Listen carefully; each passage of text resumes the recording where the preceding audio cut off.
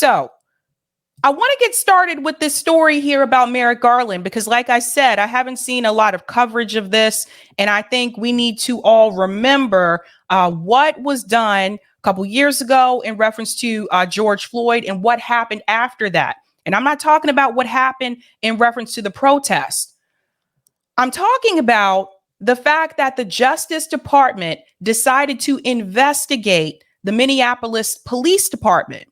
Now, this is kind of, in a way, kind of flown under the radar. I think some people forgot about this. But Merrick Garland this weekend came forward with an announcement about what those investigations actually found about the Minneapolis Police Department. I think you're going to want to hear this. Let's go ahead and get into it. Here today to announce the findings of that investigation. I am also announcing that the Justice Department, the City of Minneapolis, and the MPD have agreed in principle to negotiate towards a consent decree. Since opening the investigation, the Justice Department has engaged in a comprehensive review of MPD's policies, training, supervision, and use of force investigations. Our review focused on MPD as a whole, not on the actions of any individual officer. We observed many MPD officers who did their difficult work with professionalism, courage, and respect. But the patterns and practices we observed made what happened to George Floyd possible. As one city leader told us, quote, "These systemic issues didn't just occur on May 25th, 2020. There were instances like that were being reported by the community long before that." I just want to pause here to point out something. The gentleman who was standing here to Merrick Garland's right, this is the mayor of Minneapolis. Now, there was a lot of finger pointing in reference to him because as mayor, you can actually demote police officers and you can fire police officers. And so there was a lot of people looking at him in such a way of, how did you even let this continue?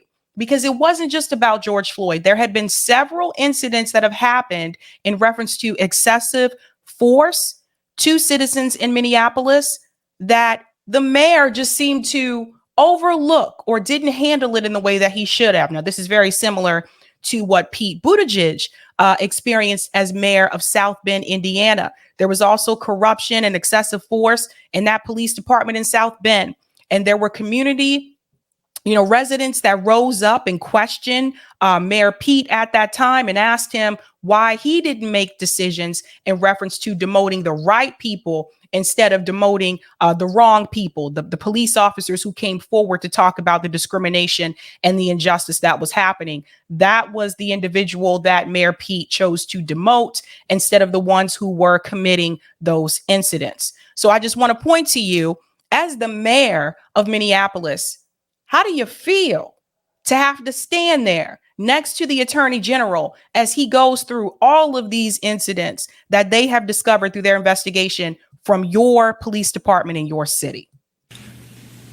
The Department of Justice has concluded that there is reasonable cause to believe that the Minneapolis Police Department and the City of Minneapolis engaged in a pattern or practice of conduct that violates the First and Fourth Amendments of the United States Constitution.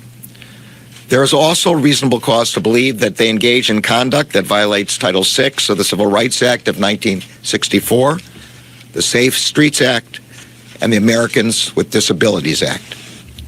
Specifically, we found that MPD and the City of Minneapolis engages in a pattern or practice of using excessive force, unlawfully discriminating against Black and Native American people in enforcement activities, violating the rights of people engaged in protected speech, and discriminating against people with behavioral disabilities and responding to them in crisis. So it wasn't just discrimination against African Americans. There was also discrimination against indigenous people in Minneapolis and also people with disabilities. So when I tell you, you can't just fire one police officer, you can't just arrest one police officer. So convicting Derek Chauvin, that's just taking a branch off the tree. You have to pull up the tree from the roots and you have to plant a new tree. Otherwise, these issues still continue to happen. I will discuss each finding in somewhat greater detail. First, we found that the Minneapolis Police Department routinely uses excessive force, often when no force is necessary, including unjust, deadly force and unreasonable use of tasers. I just want to reiterate this. The police department in Minneapolis was using excessive force oftentimes when it was not warranted. It is a culture of behavior. The whole system is corrupt. MPD officers discharge firearms at people without assessing whether the person presents any threat, let alone a threat that would justify deadly force.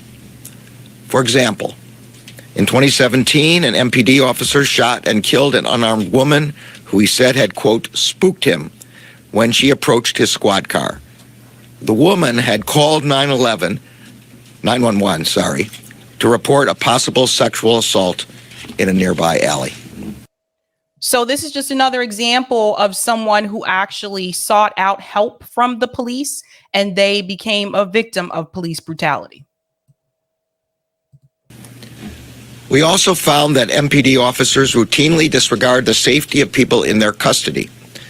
Our review found numerous incidents in which MPD officers responded to a person's statement that they could not breathe with a version of, "You can breathe, you're talking right now." We also found that MPD officers failed to intervene to prevent unreasonable use of force by other officers. Indeed, as outlined in our report, years before he killed George Floyd, Derek Chauvin used excessive force on other occasions in which multiple MPD officers stood by and did not stop him. That was a culture of behavior that police department had. Second, we found that MPD unlawfully discriminates against Black and Native American people in its enforcement activities, including the use of force following stops.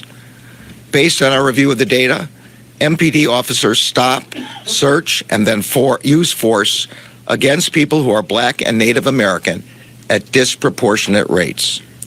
You didn't have to do an investigation to find that out, Merrick Garland.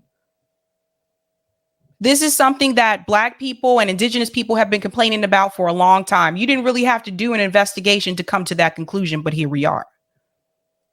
And this is also one of the reasons why I disagree with police officers making traffic stops.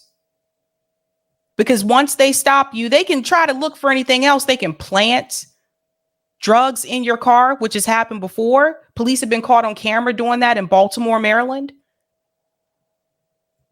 They should have never been involved in traffic stops to begin with. The data showed, for example, that MPD stopped Black and Native American people nearly 6 times more often than white people in situations that did not result in arrest or citation, given their shares of the population. But no, when we tell people, when we've said before that Black people are being stopped at alarming rates, sometimes for no reason. When we tell people these stories, they say, well, maybe it was all in your head. Maybe you were driving too fast. Maybe you were driving too slow. Maybe you shouldn't have had this. Maybe you shouldn't have done that. It's all our fault. Leaving out the fact that police officers were heavily stopping Black people and Indigenous people, not just in Minneapolis, but across this country. This happens on a regular. And then they wondered why people called to defund the police. You are assuming that the police are going to do what is just, what is right. That you're only going to stop someone if they're speeding. You're only going to stop someone if they run a stoplight. They would never just stop someone because of the color of their skin. There was too much trust in the hands of the mayors of these cities, in the governors of these states, and in the president of this country. Too much trust in the police force. And then you also have to understand And Mr. Mayor here isn't going to tell you, but a lot of these politicians are heavily endorsed by the police unions. Heavily endorsed. We found several incidents in which MPD officers were not held accountable for racist conduct until there was a public outcry. For example, after MPD officers stopped a car carrying 4 Somali American teens, one officer told the teens, quote, "Do you remember what happened in Black Hawk Down when we killed a bunch of your folk? I'm proud of that. We did." Listen to this again. This is coming from a police officer, and he said this to 4 Somali Americans. Stopped a car carrying 4 Somali American teens. One officer told the teens, quote, "Do you remember what happened in Black Hawk Down when we killed a bunch of your folk? I'm proud of that. We didn't finish the job over there. If we had, you guys wouldn't be over here right now." I hope everybody takes in that statement and thinks about that for just a second. Because here's what I want you to understand. So Minneapolis does have, there's a Somali American population in Minneapolis. I actually had a journalist who's a Somali American come onto the show when he was talking about that as well, along with things that are happening in his home country of Somalia.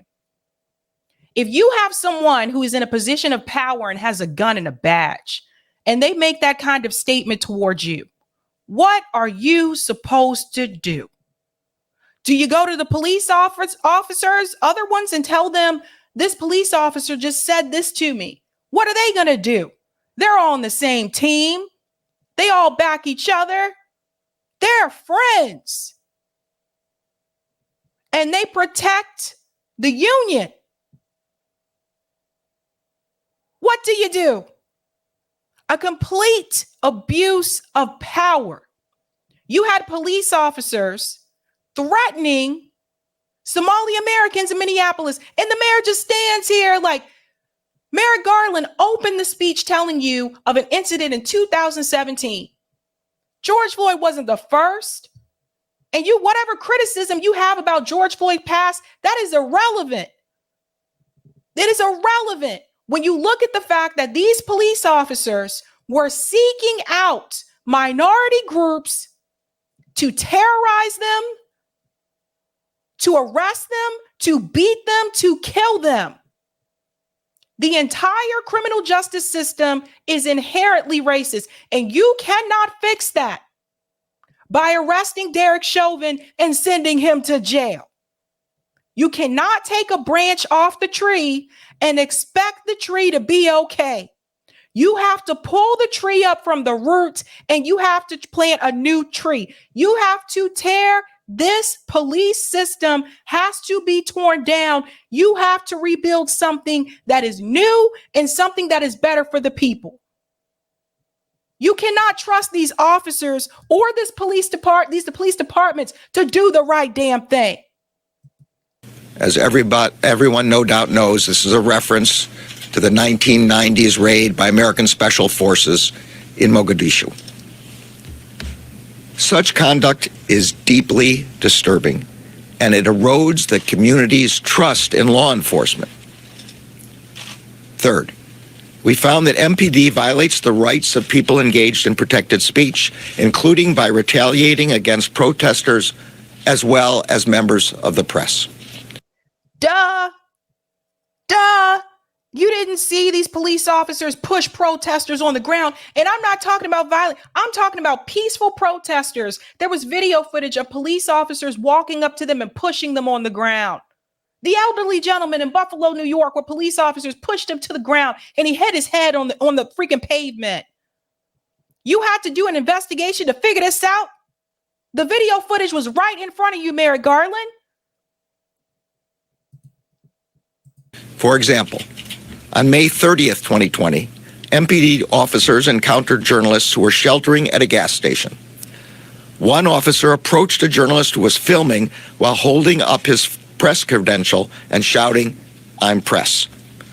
The officer forcefully pushed the journalist's head to the pavement, and when the journalist held up his press credential again, an MPD sergeant pepper sprayed him in the face and walked away.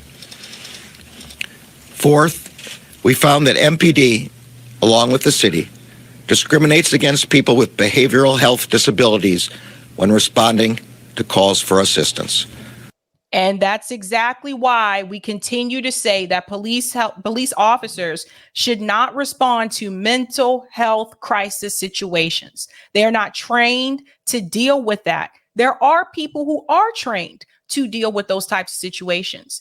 There are mental health counselors. There are mental health, therapists that do know how to handle people that have those issues. You send a police officer into that type of situation, they don't know that the person that's standing in front of them may have schizophrenia, may be bipolar, may be autistic. They don't know.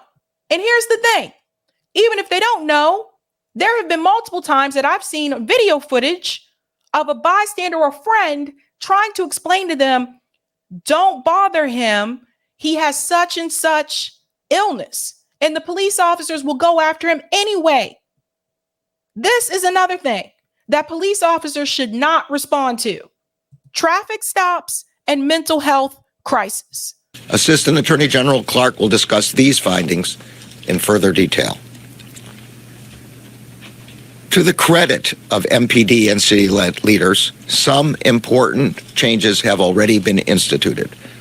Those include prohibiting all types of neck restraints and banning no-knock search warrants. But as the report outlines, there is more work to be done. The Justice Department is recommending 28 remedial measures that provide a starting framework to improve public safety, build community trust, and comply with the Constitution and federal law. As I noted at the outset, in an important step toward reform, the City of Minneapolis and MPD have signed an agreement in principle with the Department of Justice. This agreement commits the city and MPD to work with the Justice Department, the community, police officers, and other stakeholders to address the problems that we have identified. The problem with this is Merrick Garland still believes that this can be reformed. It cannot. I don't care that he signed a contract with the city of Minneapolis. What about all the other cities in this country? Merrick Garland, you have a president and presidents before him that have continued to say we need to fund the police. We need to give them more money. Joe Biden has blood on his hands. Donald Trump has blood on his hands. Bill Clinton has blood on his hands. Now, at least Bill Clinton will acknowledge that he fucked up. He's actually acknowledged that. Joe Biden still refuses to acknowledge that the crime bill was a disaster and it should have never happened. You is these people, Ronald Reagan, Bill Clinton, Joe Biden, Donald Trump. Throw in Barack Obama too, because he also militarized the police. It's these people who actually encourage the behavior, guys. The crime bill. Let's actually implement legislation that is going to make it okay for police officers to target Black men in Black neighborhoods, and let's punish them more harshly than white men who have the same crime. Joe Biden has blood on his hands. Bill Clinton has blood on his hands.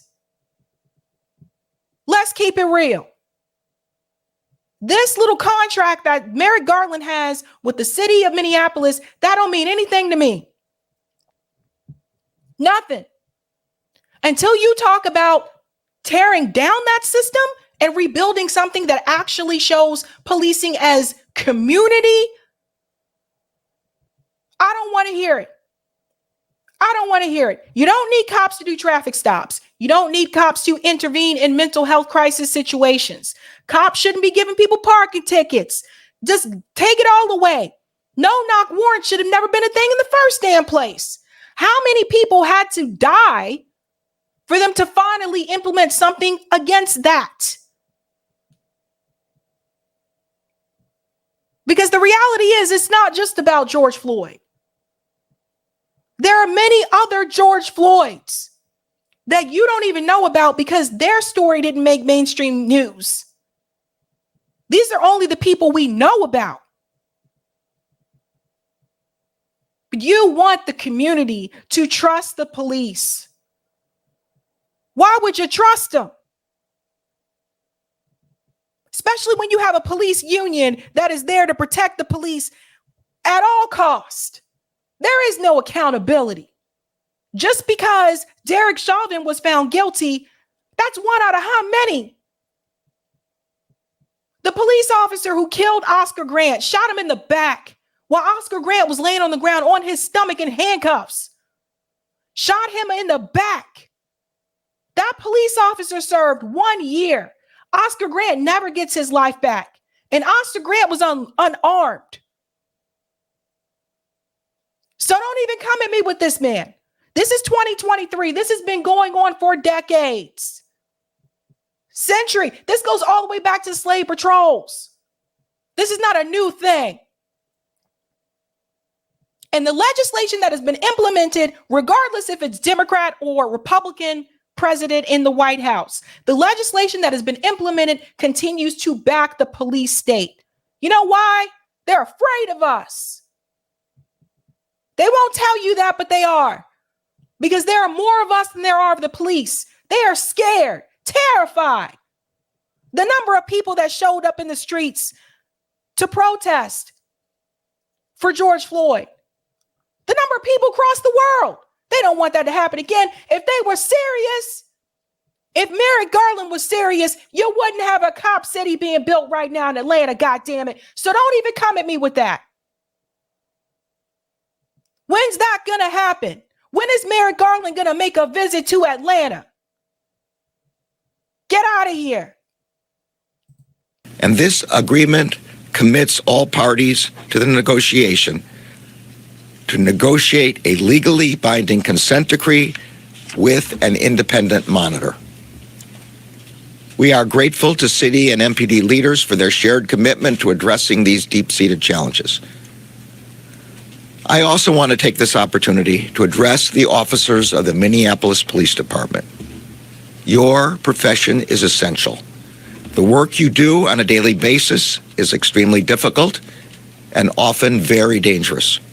Your responsibilities are enormous and could not be more important.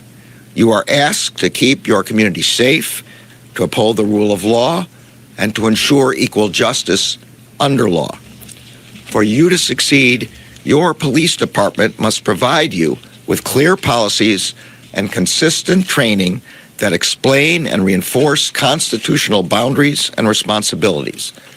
It must give you the support you need to do your jobs safely and effectively. And its supervisors and chain of command must enable you to achieve the highest professional standards.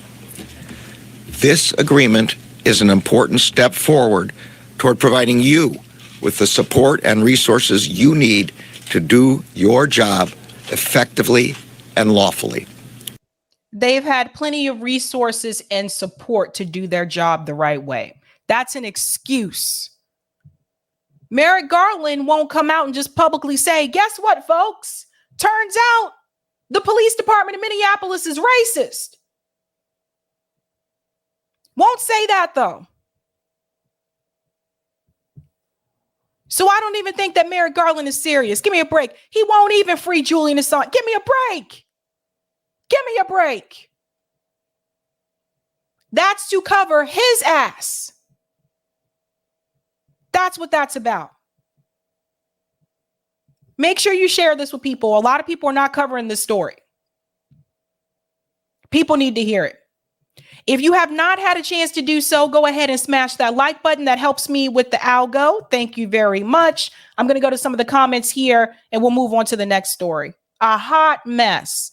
Lambert says Blackpink endorsed Cornel West. I'm not familiar with Blackpink. Do you mean Code Pink? I have to double check that. Thank you for the super sticker, Aberdeen71. Thank you for the super chat, Roy. Maconha should be legalized in Brazil for recreational use. Interesting. Corey says, is the DOJ going to acknowledge that this is basically the same in any larger city police department? Exactly, Corey. This situation is not isolated to Minneapolis. Raul says, Sabs, you were right. Trinidad was debating invading Haiti today in Parliament. I told you that was coming. Thank you for the super chat, Eric. At the end of the day, the police still maintain their primary function of protecting the interests of the capitalist class. That's right. They protect profit. They protect wealth. They protect power. Police don't protect poor people. They don't protect Black people. They protect wealth and capital. And thank you for the super sticker, Mikey G. Thank you so much.